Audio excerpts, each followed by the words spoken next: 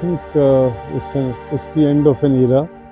The foundational titans of the city who gives, who breathed in soul into the cultural and life of the city are, have leaving us now.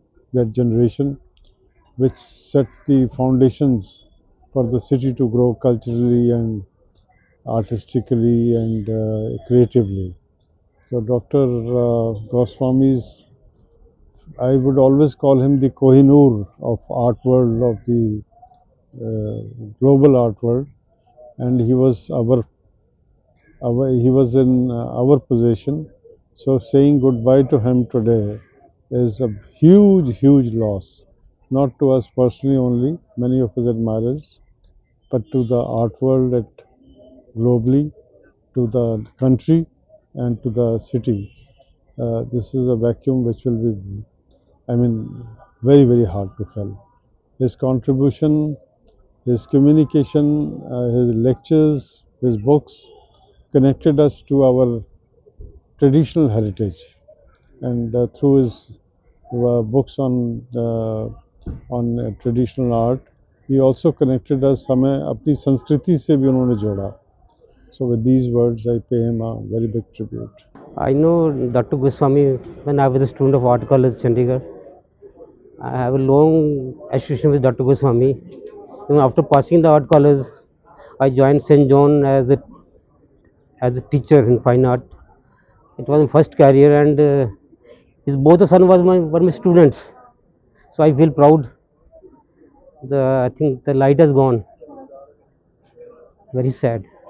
He was a scholar, great mentor, great philosopher. हम उनको कभी भूलेंगे नहीं. He's such a huge, had a huge impact on the art scene of the country and also the world. And he made this city his resident. That also speaks volumes about his commitment to this region and his professorial kind of achievements with which he never compromised. He always wanted to be a teacher.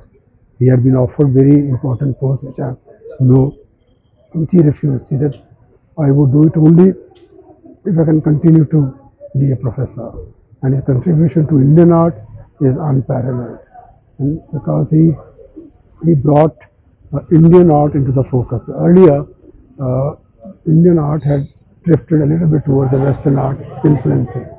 So those influences are now being kind of decreased a little bit because of Dr. Goswami's continuous lectures all over the country, in which he taught people not only how to read art but also in a language which was understood by everybody. He knowingly used a very simple language. Although he was an expert of languages, he knew, of course, English, Hindi, Punjabi, Urdu, Farsi, German, Sanskrit, but he spoke in such a simple language, wrote in a simple language, such complex thought processes he kind of expressed in a very ordinary person's language. That was his contribution. He brought art closer to people in a language which ordinary people understood. He was a great scholar, everybody knows, he was internationally recognized, and he has worked a lot on various subjects, on Sikh paintings and so many other paintings too at the different schools. And whenever they had in Punjabi University, Patiala, so he came so many times and he helped me to organize some of the international works of nature paintings. And he was the one who gave us the idea to start the miniature painting in the department. I think it is the first university which they started the miniature paintings.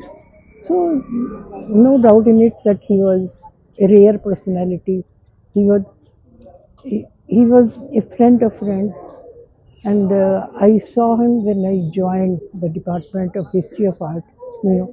I was his favorite student, and he was very frank, and he was a true personality. We can say that the way he was dealing with the students, the Punjabi University, Patiala. So his greatness is like this. Once I said, Dr. Sahab, may I come and join your lecture daily? He said, no, you are the head, you are the chairperson, and you are not supposed to attend my class.